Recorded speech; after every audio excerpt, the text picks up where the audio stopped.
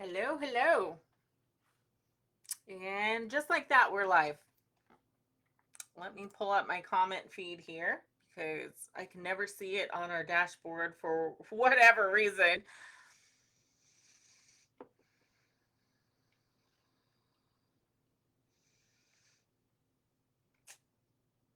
Let people filter in here as well. I hope you guys are having an awesome Saturday. It is Saturday, isn't it? I don't even know anymore. Because I'm never in the office, right? Brittany just lays around and doesn't work, but here I am on a Saturday. So you're bright and early in the morning, and here I am. The end of the day, I'm still here at the office, still working away, plowing away at everything. Here, keep running this business. All right, let me pull up the comment feed here. Hello, Jonathan. Hello, Kevin. Hope you guys are doing well. I am just now pulling up the live feed chat as we let people filter in here. Yes, so as you notice, I'm trying to do better at going live and connecting with you guys so you can see behind the scenes what happens with our company and the challenges that we have. Hopefully, you'll get inspired. You know, hopefully, you'll start a roadside company yourself or come contract with us and be a part of our company because my philosophy is the more the merrier. And if you can do a better job than we do taking care of the customers, I definitely encourage it. Oh, let's see. Kevin says, good evening, Brittany. Good evening, Kevin. Hello, Troy. Hello, Patrick. Oh, we've got several Kevins here. Hello to all the Kevins out there in the world. I bet you stay busy. Oh my God, you have no idea, guys. So today, one of the things that I was doing behind the scenes is first and most important thing this morning was we have additional territory now, and due to the recent chaos that ensued on social media, as you guys saw with a former contractor of ours, we ended up losing several different people. He's messaged people individually, spread a bunch of lies, rumors, completely untrue things about our company, which, as you guys saw, we went public with body cam footage, office footage, everything else, because I would rather be transparent with you guys and show you guys the truth on what's actually happening. But sadly, we had several contractors that were misled and quit. Um, this guy tried to damage our company with a mass walk off. It was by far unsuccessful. And so not only with the added growth, but also with the people leaving over the last week because of the drama. And then the other part of that too is, do you really want to stick around when some guy is threatening to King Ida Lincoln, the administration of your company, and threatening other contractors? Do you want to come work for a company where you've got some psycho guy out here making threats? Not a lot of people do. I'm just more ballsy than most, and I don't let that stuff intimidate me. I never have.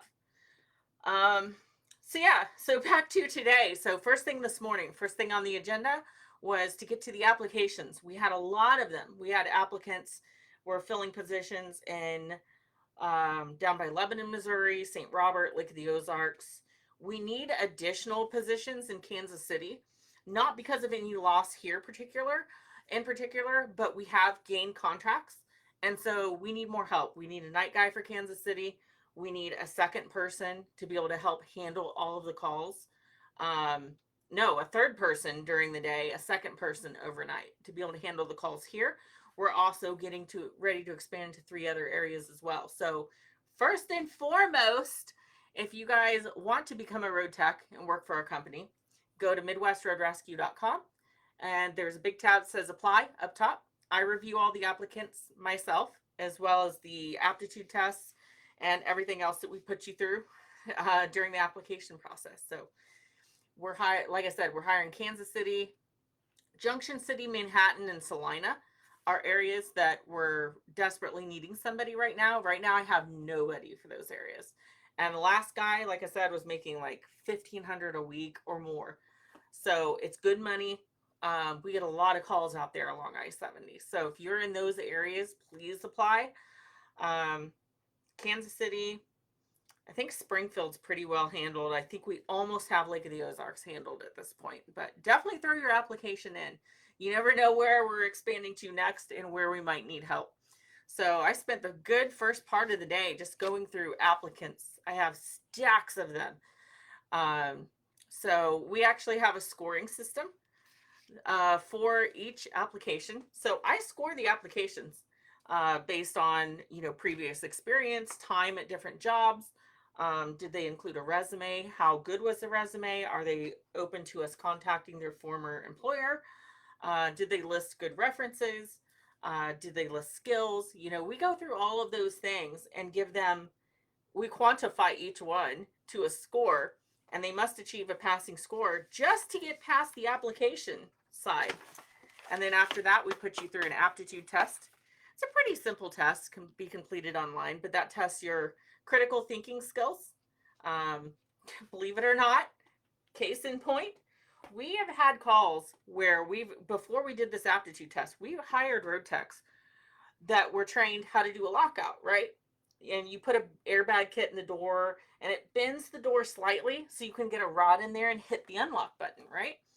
Well, we had a road tech. This is how bad it was. He shows up. The window is open on the car.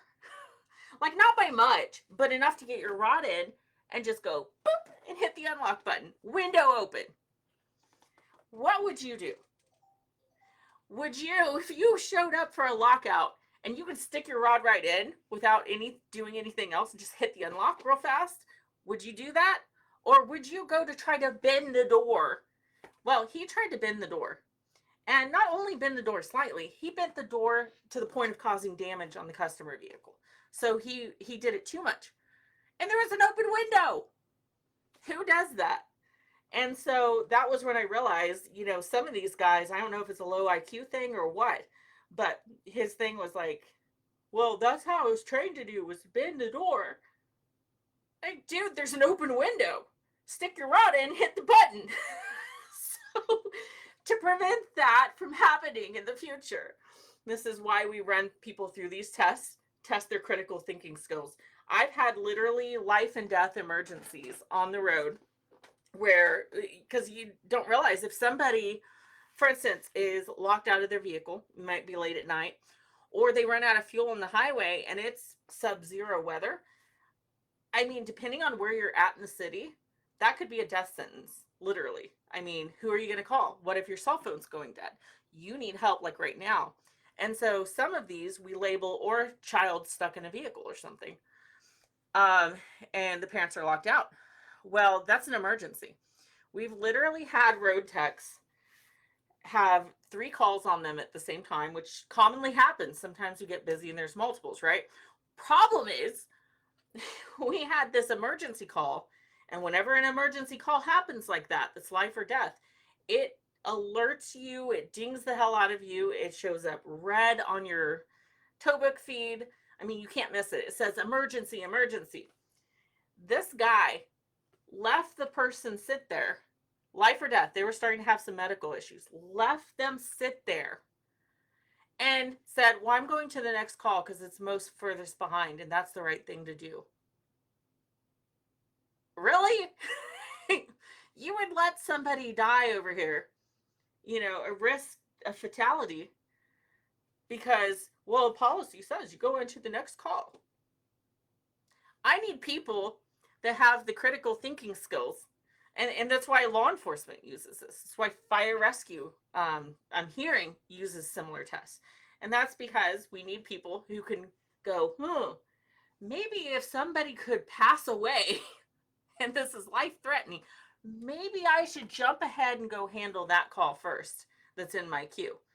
And so, we put people through the paces because of that. Let me jump into some of the comments here before I go on. Wow, we have a lot of people here. Oh my God. So good to see you guys. I see Dave, Brian. We already got to Brian. See David, Neil. Brian says stay safe out there. Thank you. Thank you. Thank you. I see Scotty. Hey, Scotty. Keeping that entrepreneur life going. Hey, I haven't been in your group recently. I think I'm still a part of it, but I haven't popped in. I need to see how things are going over there. We got Mike, Joe, Andy, Bobby, Donna. Oh my God, we have a lot of people on here. This is amazing. You guys have nothing better to do than watch me on Saturday night. I'm kidding. I'm kidding. But yeah, so to answer the question, I routinely look at the comments on live feeds and I try to address common questions. And one of the questions that we've been getting is, what the hell do you guys do? You have like the cross, you have this fire emblem, but you guys kind of look like cops because, because we encourage, you to carry if you're qualified for safety. And so there's a lot of confusion of what we do. So officially, we are emergency service contractors. Similar organizations to ours would be like the Cajun Navy. That's one you guys can look up. That's probably the best example because not only do we do the search and rescue, we have mutual aid agreements with 136 Rescue, as you guys saw. We were actually on a search and rescue for a fallen firefighter. 3 weeks now? Time's flown so fast. 3-4 weeks ago. And unfortunately, he didn't make it. But we were able to locate him. And so it was one of our guys that actually was on scene and alerted the team to say, hey, he's out there. And so we were able to locate him. But we actively do this. We get called out for search and rescue. We actively deploy during severe weather. This is on the search and rescue and disaster response, stuff like that. It's by far on a volunteer basis. If we do have the budget for it, like we did this last time, we actually paid our crew, which made me feel so good as an owner to be able to afford to pay people. I said, I need people, I'll pay you guys $200 a day. Go out there and go find this guy. We got to get this fire chief.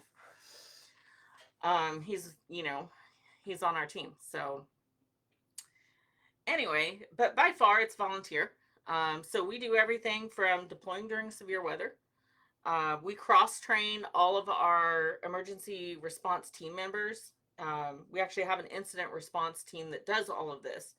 And we put them through the full Firefighter 1, Firefighter 2, search and rescue training.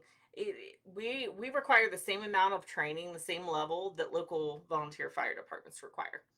And so we put people through the training. And, the only ones we don't are the ones who have already had the training, such as myself. I've been through all of that. I've served on 2 fire departments and a police department successfully. And so we have a lot of former current police, fire, EMS, and military working for us.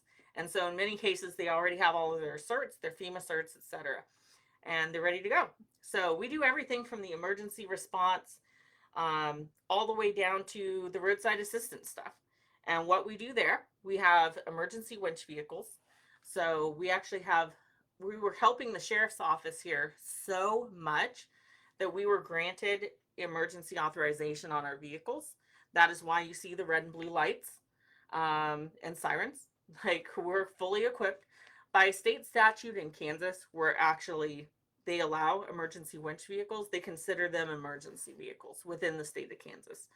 So we already had authorization through the state by state statute for that work, but we went above and beyond and contacted the sheriff's office and said, hey guys, could we get, as a respect to you guys, could we get something in writing that says we're good? Which they did. And we routinely help the sheriff's office here. We routinely help KHB in everything from Troop A, B, C, parts of C, and H. Henry, Southeast Kansas. Routinely help Highway Patrol as well. We routinely do traffic control.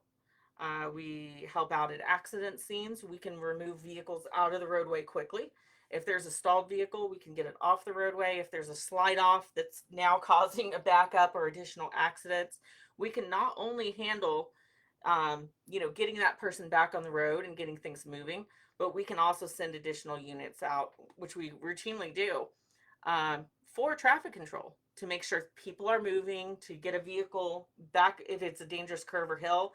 We'll put them behind the line to warn them ahead of time that, with their lights going, to let them know, hey, we've got stalled traffic up here. We need to get you guys slowed down or get you guys over. And beyond that, we handle tire changes, we handle lockouts, fuel deliveries, basically any motorist assist situation we handle. And so this is why you see a very fire department rescue like emblem, is because it was started by a former police officer, firefighter, and a good chunk of our team are also current or former police, fire, and EMS. And we cross train in it. We require that for the incident response team. So that's why you see this emergency background. It's no different than, you see a lot of para law enforcement groups that do security work.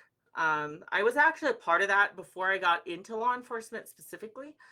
I was on a private security team that worked with the sheriff's office so often. It was in a very rural area, and they actually deputized us. And so that was my introduction into law enforcement. We would train with the sheriff's office every month. I mean, we would do the building searches, anything and everything, shoot and don't shoot scenarios, officer down scenarios. I had to shoot from one of the sheriff's department vehicles.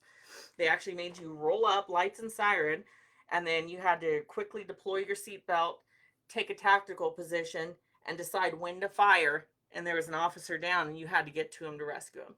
So, I mean, been through all of that. And so you see a lot of security groups that are like that work closely with law enforcement. Security has the shield. That's why we have the shield, is because not only are we trained, we have a background in that, but we actively assist on federal, local disasters, search and rescue, etc. And so that is what we do. So I find it funny when people are like, that Brittany, she's trying to become a cop or a firefighter, and she's a failed firefighter and a failed cop. Don't you know that, guys? It's like, dude, if I wanted to become a cop, I would become a cop. I've been there. I've done that. I had a successful career, not only in unarmed security, but then advanced to armed security, was deputized by the sheriff's office, and then I did campus police and fire, served on 2 fire departments, too. And I had a successful career. The reason I left law enforcement was because I was attacked in a riot. And that's a long story, a lot of pent up drama from that I've had to deal with through the years. But I was jumped. I had 30 individuals that came at me and a handful of officers. I was backing them up with a female that was out of control. And I got overwhelmed. And I had 3 people attack me at once and almost killed me. The guy almost broke my neck. And still, I fought. I mean, I had to crawl on the ground to safety. I mean, I was about to pass out and everything, just getting beat. So yeah, oh my God, that brings back a lot of shit. But it wasn't the attack itself that caused me to leave law enforcement. What caused me to leave law enforcement was when we finally got this asshole, because we had backup units responding, and they took him into custody. And I'm like, we've got him. He's nailed. In that investigation, while I was working with the district attorney, he let me know this guy's got a laundry list of charges, including attacking an officer previously who is now paralyzed. And I'm like, well, how do you get cut loose? And he's like, well, he got off on a technicality and they cut him loose. And I'm just like, that doesn't make sense. Well, anyway, we took this thing to court, went after this a-hole. And the judge sided with him. His plea was that he was innocent. He pleaded that he was mentally ill and that uniforms traumatized him. And so when we showed up in our uniforms, we traumatized him, which sparked some psychosis, and then he's not responsible for his actions afterwards. The judge cut him loose, no charges. So here I am, I was almost killed, and the judge cuts him loose. And the worst part is they sentenced him to go back. His sentence was to go get the, psychiatric help that he needed, right? Well, if you guys know the system, some of you guys do, he's kicked into, the medium security psych ward. Within 90 days, 60 to 90 days, he's out on the street again, which is what happened. He was let go. He was let out on the street where he, as far as I'm aware, continued to hurt people. And so I was so fed up with just seeing this rotating door. I'm like, why am I out here? Why am I risking my life? Which I don't mind in and of itself if it puts some asshole away who's hurting other people. I'll absolutely do it every day. I'm not afraid. But I'm not going to do that if the court system's just going to kick him loose on the street. God, that pissed me off so much. I was so fed up with our court system. I was fed up with the politics. I was fed up. I left. I left in good standing. And so I had successful careers in that stuff. But now, after years of getting into the, transportation, doing the semi-truck, and now having the opportunity to do something like this is more rewarding to me, because I feel like we're actually in a spot where we can help people and help save lives on the roadway, and literally with search and rescue and disaster response. You've got, after a tornado, you have people trapped in rubble, and if you can't get to them in time and identify, triage the patients to the point that who's critical, who's not, who's beyond help, you need responders that can do that stuff immediately. And to have a team like ours that can contribute and offer resources to local communities is so important to me.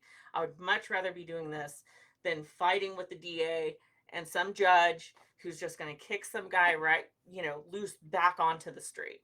So the most I would ever do in law enforcement would be if a reserve position came open or something like that, I might volunteer to help. Otherwise, I'm not interested at all. So if I wanted to pull people over, I'd go, get back on the police department. So hopefully that explains a lot of what you see with our team here. Let me look back at some of the comments. I about wore myself out talking. I was on a rant there for a minute. Miss Working on the White Line, says Skylar. And here's a bear that just walked in the office. Hi, bear. Hi. How are you? Tired. Oh. Is there a reason we are talking like this? Because I am on a live stream and I have to talk like a robot. Yeah, no, I'm just being goofy. Okay. I'm gonna go take care of the errand situation. If you want to go ahead and get everything ordered, I'll text you whenever we're heading back. But I just want my chicken meat fun. I don't even know what. Do you know a number on that one? No, but it's literally called chicken meat fun. I had a problem finding your meat fun last time. You're a meat fun. I like the seafood stuff. Their fried scallops are to die for. Okay, chicken me fun. Yeah.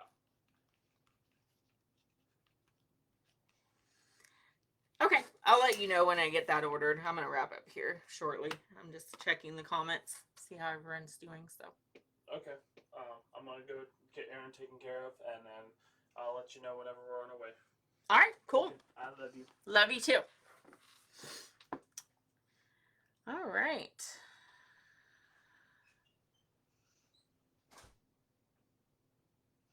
Skylar says, I'd love to help out doing roadside service if you ever branch out to me in Kansas. Where are you at, Skylar?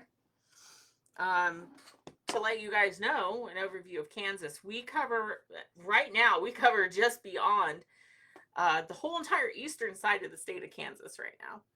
And we just expanded into Great Bend, Russell, Larned, Hayes. We're migrating west, and we hope to be at the Colorado border and cover all of western Kansas by December. So if anybody's out that way, on the western side of the state or the eastern side of the state, it's worth throwing in an application to us, and we'll take a look and see where we need help, because I can tell you we're going to need a lot of help, especially with all the winter storms and things they get out west. Oh, let's see. Do we have any other comments? I've worked as first responder and roadside for 20 years, Josh Ellington says. Well, thank you for your service as well, Josh. I appreciate that. Goodland, Kansas, 15. Are you serious, Skylar? I'll tell you what. This is where the behind the scenes stuff comes in handy. We're getting ready to add Colby and Oakley. Goodland's not that far. I'm not opposed to adding a Goodland in there for the right person. Throw in your application. Try to get it to me this weekend or tonight or as quick as you can. Let's get you in let's run you through the paces and see. I mean, hell, I might just go ahead and put a dispatch point in up there. We're in really good standing by far. We've had a few hiccups, which I can mention in a moment. But by far, we're in good standing with the motor clubs. We've just got to fix a couple of stat issues with our completion rates. But yeah, throw in an application. That would be awesome. And I also have somebody up in Colby that's interested as well. It would be cool if I could get both of you guys in the system and expand out that way, because then you guys can help cover days off or each other's territories. Because I don't think Goodland's that far from Colby, if I remember right. And we're hoping to expand like the next week. Is the application link on Facebook? It's on our website. If you go to MidwestRoadRescue.com, there's an apply tab on the top, and you can put in your application there. It'll forward that application once you're done to my email, and I'll see it personally. And yeah, so, and it's not www. For whatever reason, it's just MidwestRoadRescue.com. I don't know why it doesn't work with the www. But it is what it is. But yeah, today, so one of the other things that I had to deal with today here in the office was I'm playing catch up. We do weekly it's partially performance. We do weekly financials on the company. And then that also tracks performance, shows how many calls came into the company wide. Which I can tell you, we were down this week. I mean, wait, that's not accurate. I'm on the wrong week. Yeah, like company wide, we had 185 calls this week. Normally it's a lot higher than that. And so that kind of threw up a red flag with me. And so one of the other things that we check is we check our dispatch call logs, and it will register if a dispatcher misses a call, like a call's coming into the system and dispatch doesn't respond and it times out. It will also register if we reject a call saying that we have nobody available. And so one of the things that I realized was over the past 3 weeks, we have lost right at $16,000 in lost revenue. And it sounds like, wow, you're making the big bucks, Brittany. Well, we were starting to as of July, until we had Psychopath and all of that drama that ensued, the walk-off, and we incurred a lot of new hiring costs. And then at the same time, we have this problem where calls were getting missed, and it cost us a lot of money. So pretty much all the profits we made, we just ate up, if that makes sense. And so obviously a trajectory like that is not good. So one of the things I do is I go through and I look at those situations, go, why did we lose $16,000 in revenue? And how can we fix it? And so that's one of the things I addressed today, and put some policies in place to make things more efficient so that we're not missing calls. If we can't get a hold of a driver that's on call, We've got a process now in play that we can contact other drivers, we can contact supervisors, we can get somebody out there to go handle that customer so that they're not being stranded on the road, which is what ultimately was happening when we couldn't get a hold of the on-call person. So we've got a system in place as of today that's going to make that correction. Because of those issues, the Motor Club put a temporary suspension on our expansion. So I'm like, great, lovely. We're like 2 percentage points away from getting it back. Otherwise, our account is in good standing overall. And so we got to address those missed calls, the long ETAs, due to not being able to get a hold of drivers. So once I get that back, it's on like Donkey Kong. And I have several territories that I will be adding immediately. So I definitely need you guys if you want to throw in some applications. Let's check the comments one last time. And then I'm going to have to get off of here. I've got to get dinner ordered. Yeah, there's other things going on, but there's certain things I cannot go public with yet. Good things. But we have certain investigations and things that are ongoing that I can't really address at the moment. So good news is we are triumphant. We are still going, and we have you guys to thank for a lot of that because of your support. Awesome. I will get on there as soon as I get my little tucked in. All right. That sounds good, Skylar.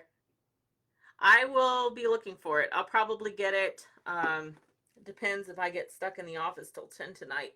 I might get it tonight, or worst case, I'll get it tomorrow and try to get you through the paces there. But yeah, so I think that's pretty well caught up on the comments. I'm surprised we have so many viewers. I'm so thankful for you guys. You guys have no idea like how motivating it is to I see your comments. Sometimes I can't always respond because sometimes I have 6 phone calls coming through at the same time, and I have emails and dealing with issues with the company. And I mean, some days, oh Lord, let me tell you, it's like, good God, hallelujah.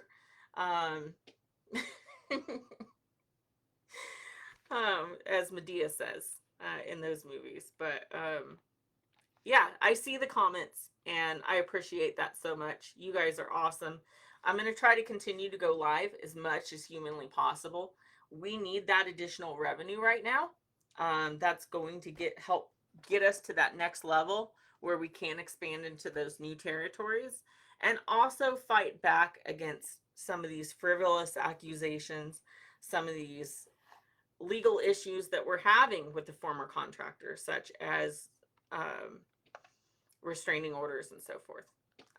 So we definitely need that added revenue, and we want to be more transparent with you guys as we move forward, because there's a lot of confusion about what we do. But that is it. We do everything road and rescue, and we are known as the Friendly Roadside Assistance. So we're just out there to help people. We're not there to interfere.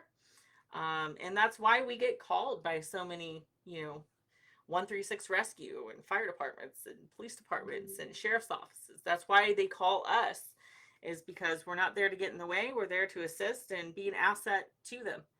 And it helps, stretch their manpower. And so that gives back to the community, and we feel good about it.